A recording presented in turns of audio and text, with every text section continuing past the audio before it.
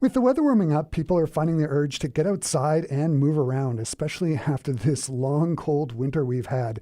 It's a great way to get out and enjoy the sunshine. Prairie Velo Bikes in Wolseley has bikes for literally everyone. They specialize in providing bikes to those who might find biking difficult due to disabilities and those who biking might not be their first idea when it comes to getting outside.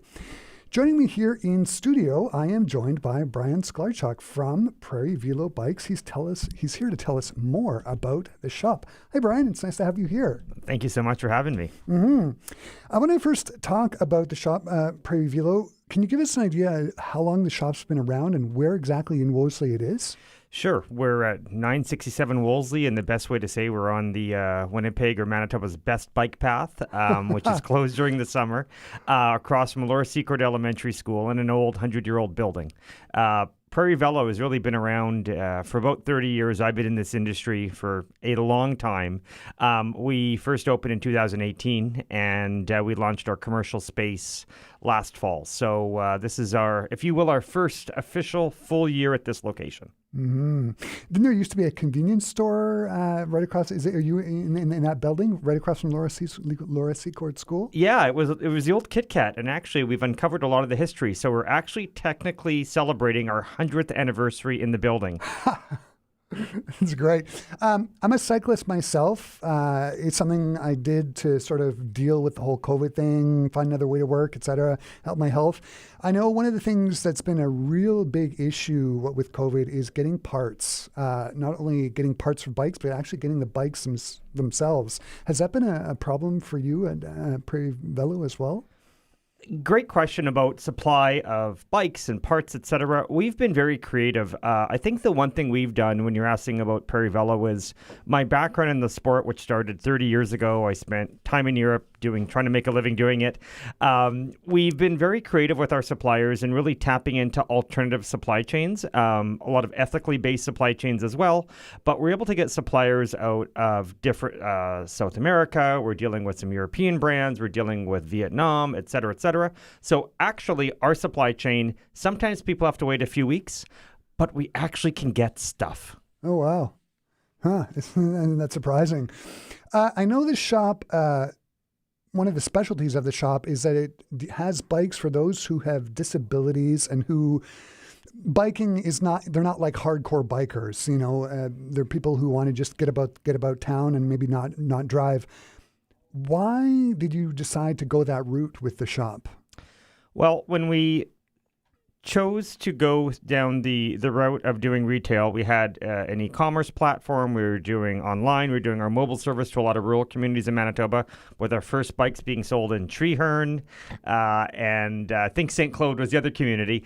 The focus was everybody. And the one thing that I learned through my years of, racing for a living in Europe and through all the decades was that we're always seem to cater for 10% of the community. And as people age and as our bodies change, when we say disability or need, it can be a bad hip. It can be, I'm just not super stable anymore. And that's where the electric assist has really come in too. We're at a mature technology where we can have kind of relationship savers, or people can get to work, and with the price of gas, they can now get on an e-bike, get some assist. It's not going to be all sweaty when they get there, and save a bunch of money and kind of have the wind in their hair. Mm-hmm.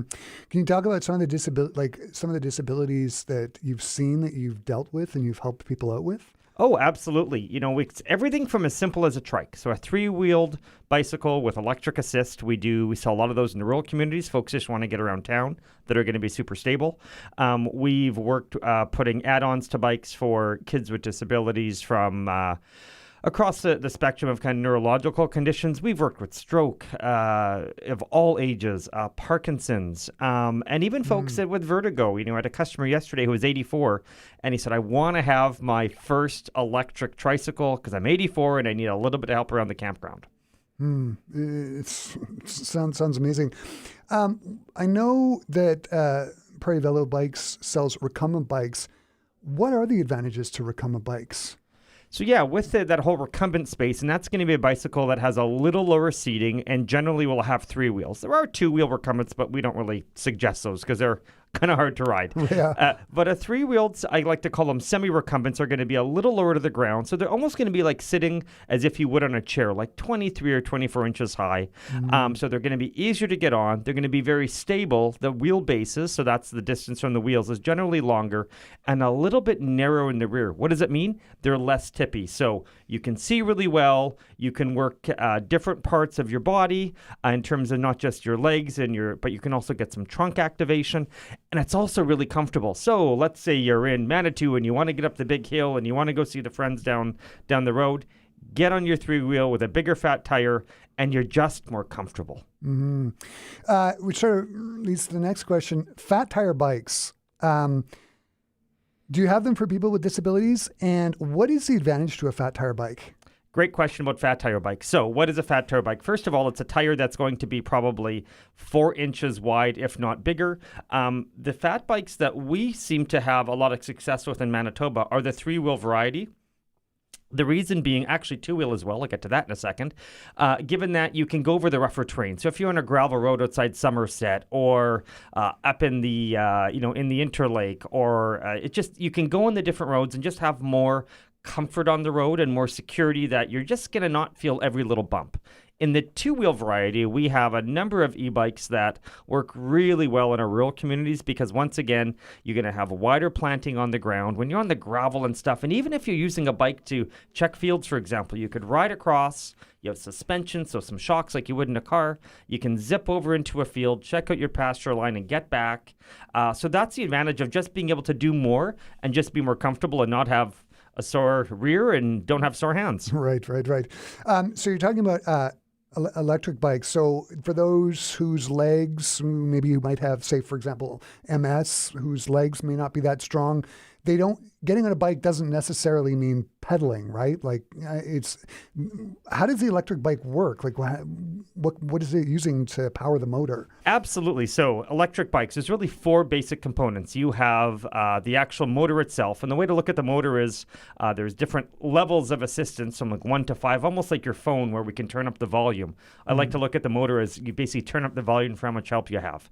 Number 2, you have a brain, which is a little motor controller, which with the brand we have is kind of, it's protected. And then you have a battery. So and then you have a sensor in the pedals. So where the pedals attach, called the crank. So basically, all you have to do is turn your legs over. We don't care how fast you're turning your legs over or how slow. Just keep your legs turning. It sends a signal to the brain, which then activates the motor, and that is basically giving you the support.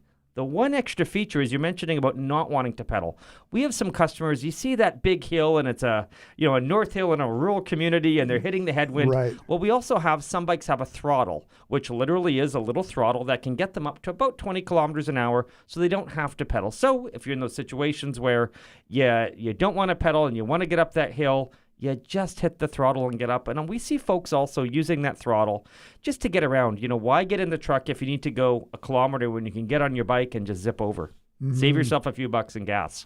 I'm fascinated with this idea of people with neurological problems. What kinds of bikes would you propose for them?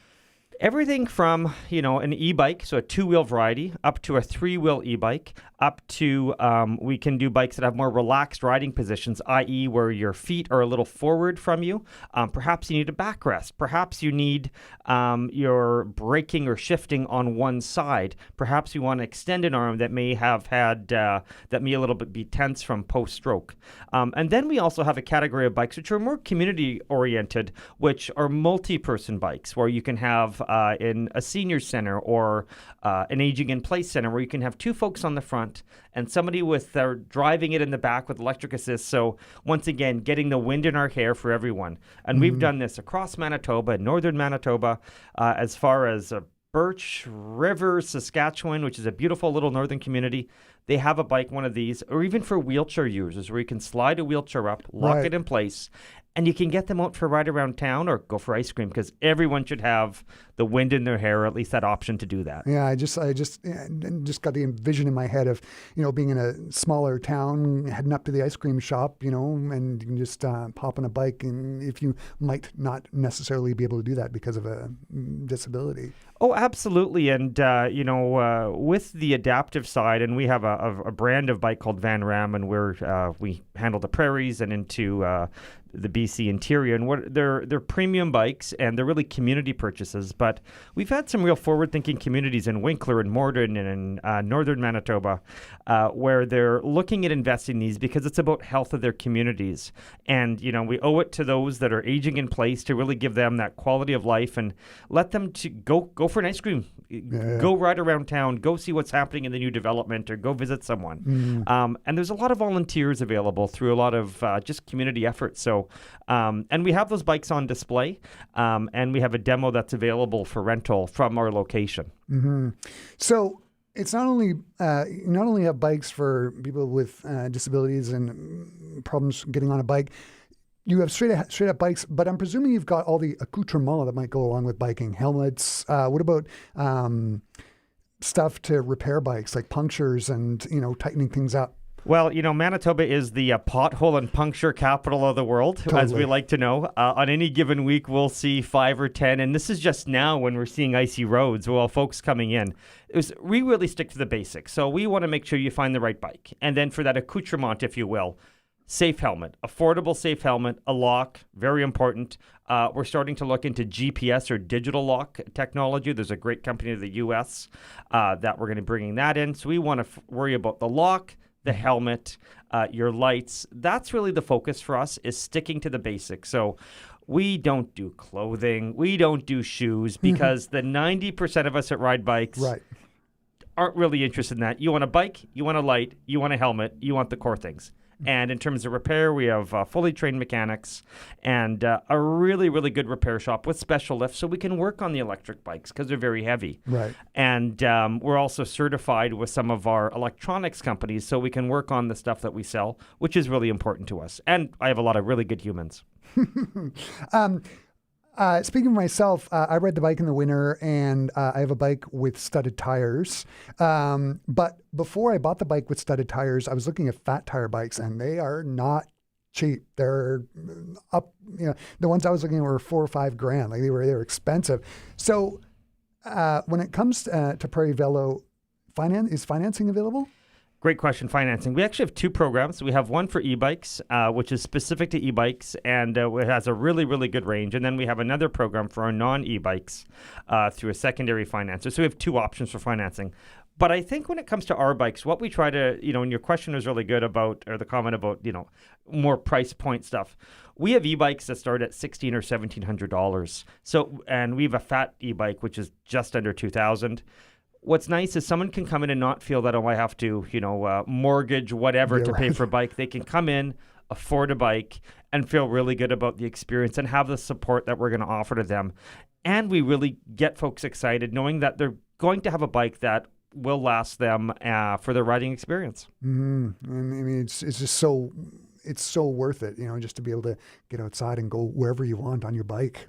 Oh, we had a couple in from rural Manitoba yesterday that are looking to substitute or complement the side-by-sides and all the other things, and just to get around their property. Yeah. And they're saying, well, we can, with the price of gas, we can jump on an e-bike with a fatter tire, zip up to check a line with cattle, et cetera, and get back. And you're not having to go through, you're just not burning fuel, and you're getting a bit of exercise. We don't care how much. We don't care how far. We just want folks to get out. Oh, man. Brian, this has just been great to talk about Prairie Velo Bikes. It sounds like it's just an amazing shop. I have to make a point of myself stopping by there and checking the shop out. It's just been great to chat with you today about all things bikes. Thanks for stopping by. Thank you so much.